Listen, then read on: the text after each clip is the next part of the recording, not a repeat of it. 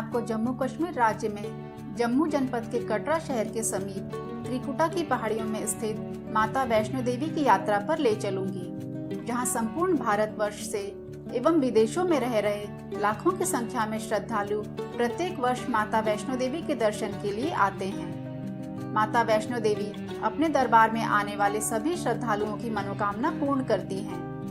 माता के दर्शन के लिए जाने वाले अधिकतर श्रद्धालुओं को वहां की भौगोलिक स्थिति के बारे में, रास्ते के बारे में तथा किस स्थान पर रात्रि विश्राम किया जाए और वहां जाने में कितना रुपया खर्च होगा आदि बातों की जानकारी नहीं होती है, जिसको लेकर उनके मन में काफी सवाल जवाब रहते हैं। आज मैं अपने वीडियो के माध्यम से आपको माता वैष्णो देवी यात्रा के बारे में विस्तार से बताऊंगी, जिसमें यात्रा का रूट, होटल में रुकने का खर्चा व किस समय यात्रा करना ज्यादा आसान और सही रहेगा।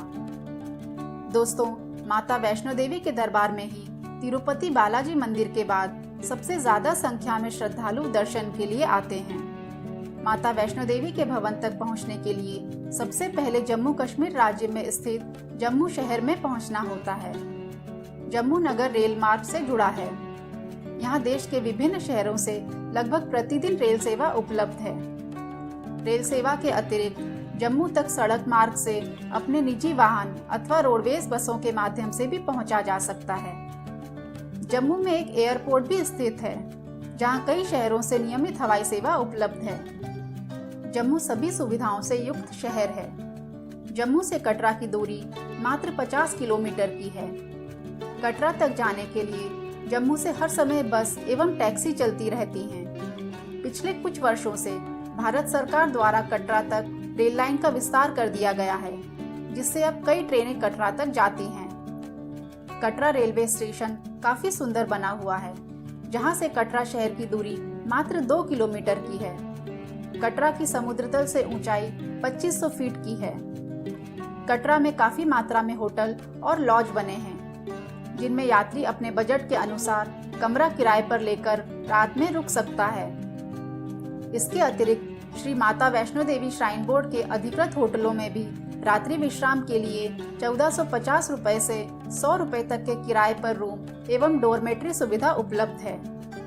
श्राइन बोर्ड के होटलों में रुकने के लिए पहले से ही श्राइन बोर्ड की ऑफिशियल वेबसाइट पर जाकर ऑनलाइन बुकिंग करानी पड़ती है।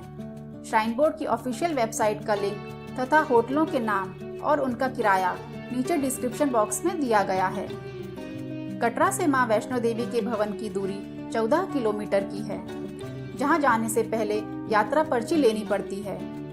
यात्रा पर्ची का काउंटर कटरा में चौक के पास एवं रेलवे स्टेशन पर है। यह यात्रा पर्ची बिल्कुल निःशुल्क होती है। यात्रा पर्ची मिलने के 5 घंटे के अंदर कटरा चौक से 2 किलोमीटर दूरी पर स्थित बाणगंगा जलधारा के पास बनी बाणगंगा चेक पोस्ट पर पहुंचना होता है, जहां पर पूरी सुरक्षा जांच के बाद आगे की यात्रा शुरू होती है। बाणगंगा स्वच्छ पानी की जलधारा है। बहुत से श्रद्धालु बाणगंगा में स्नान करने के बाद ही यात्रा प्रारंभ करते हैं। बाणगंगा चेक पोस्ट के बाद माता के भवन तक पहुंचने के लिए 12 किलोमीटर की पैदल चढ़ाई वाला मार्ग शुरू हो जाता है। शारीरिक रूप से कमजोर व्यक्तियों, बुजुर्गों और बच्चों की सुविधा के लिए श्राइन बोर्ड निर्धारित दरों पर खच्चर, पालकी तथा डंडी कंडी मिल जाती है, जिनकी प्रति व्यक्ति की दरें वीडियो के नीचे दिए गए डिस्क्रिप्शन बॉक्स में उपलब्ध हैं। अधिकांश बुजुर्ग तथा दिव्यांग श्रद्धालु बाणगंगा चेक पोस्ट से 7 किलोमीटर की दूरी पर स्थित माता अर्धकुमारी तक के लिए खच्चर तथा पालकी किराए पर करते हैं। माता अर्धकुमारी से हिमकोटी मार्ग से होते हुए माता वैष्णो देवी के भवन तक बैटरी वाली टैक्सी श्राइन बोर्ड द्वारा निर्धारित किराए 300 रुपए प्रति व्यक्ति के हिसाब से चला रखी हैं, जिनसे शारीरिक रूप से कमजोर व्यक्ति, बुजुर्ग और दिव्यांग व्यक्ति भवन तक की यात्रा कर सकते हैं। हिमकोटी मार्ग पुराने मार्ग से काफी कम चढ़ाई वाला एवं सरल है, जिस पर बैटरी वाली टैक्सी के अलावा केवल पैदल यात्री ही जाते हैं। कटरा शहर से माता का भवन 2700 फीट की ऊंचाई पर स्थित है, जिसके कारण कटरा शहर से माता के भवन तक की चढ़ाई काफी कठिन एवं थकाने वाली होती है, जिसे श्रद्धालु माता के जयकारे लगाते हुए जगह जगह रास्ते में रुककर चाय नाश्ता करते हुए कटरा से माता वैष्णो देवी के भवन तक की यात्रा पैदल 5 से 6 घंटों में पूरी कर लेते हैं।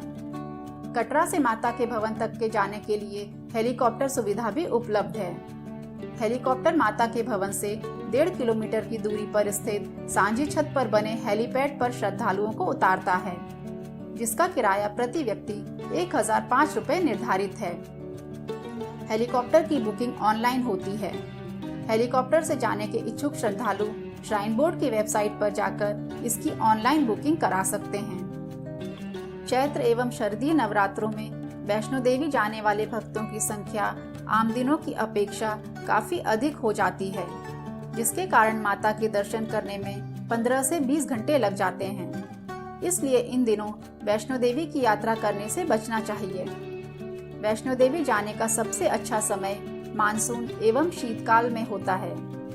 शीतकाल में दिसंबर और जनवरी के महीनों में यहाँ बर्फ पड़ती है। इस समय भी बच्चों और कमजोर व्यक्तियों को यात्रा करने से बचना चाहिए। शारीरिक रूप से स्वस्थ व्यक्तियों के लिए यह समय सबसे उपयुक्त है। इस समय माता वैष्णो देवी की वास्तविक गुफा भी खुली रहती है, जिसके रास्ते से माता के दर्शन करने का अलग ही विशिष्ट आध्यात्मिक अनुभव रहता है। माता के भवन के आसपास मौसम ठंडा रहता है, इसलिए गर्मियों के मौसम में भी गर्म कपड़े अवश्य ले जाना चाहिए। माता के भवन पर भी रात में रुकने की व्यवस्था है।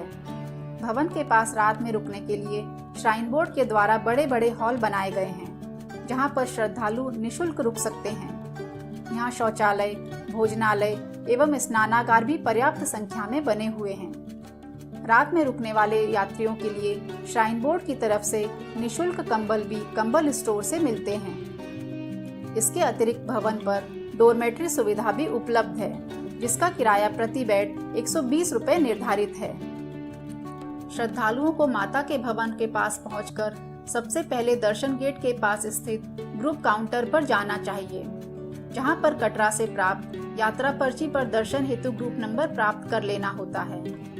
इसी ग्रुप नंबर के आधार पर माता वैष्णो देवी के दर्शन हेतु समय निश्चित कर दिया जाता है। ग्रुप नंबर प्राप्त होने के बाद ही स्नान आदि अन्य कार्य करना चाहिए। पवित्र गुफा में मोबाइल, कैमरा, चमड़े की बेल्ट, जूता आदि सामान ले जाने की पूर्ण मनाही है। इसलिए माता के दर्शन के लिए जाने से पहले मोबाइल, कैमरा, चमड़े की बेल्ट, जूता आदि सामान मंदिर परिसर में बने क्लॉक रूम में जमा करने होते हैं। ये क्लॉक रूम बिल्कुल निःशुल्क होते हैं। क्लॉक रूम में अपना सारा सामान जमा करने के बाद माता के पिंडी स्वरूप के दर्शन करने के लिए गेट नंबर 1 से माता की गुफा में प्रवेश करना पड़ता है।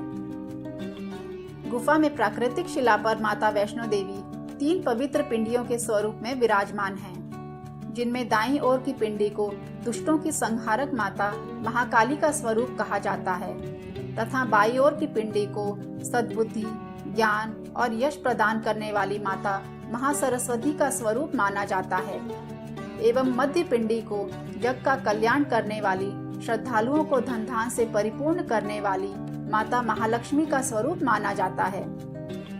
माता वैष्णो देवी में नारियल, चुनरी, मिठाई आदि का प्रसाद चढ़ाने की पूर्ण पाबंदी है।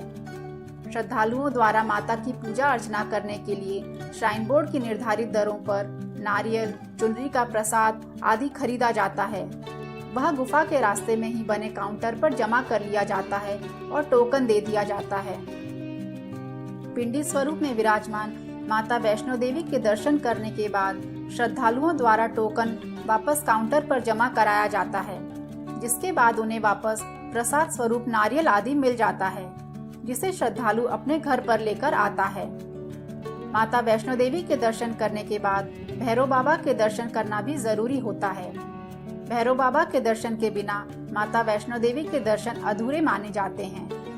भैरव बाबा का मंदिर माता के भवन से 1.5 किलोमीटर की दूरी पर स्थित है, जहां श्रद्धालु पैदल, खच्चर अथवा पालकी से जाते हैं तथा दर्शन करते हैं। भैरव बाबा के दर्शन करने के बाद माता वैष्णो देवी की यात्रा पूर्ण हो जाती है। भैरव बाबा के दर्शन के बाद श्रद्धालु नीचे कटरा उतर आते हैं, जहां से वे अपने घर पर विभिन्न संसाधनों के माध्यम से प्रस्थान करते हैं। दोस्तों, अगर आपको हमारा वीडियो पसंद आया हो तो इसे लाइक और शेयर करें और कमेंट बॉक्स में अपने सुझाव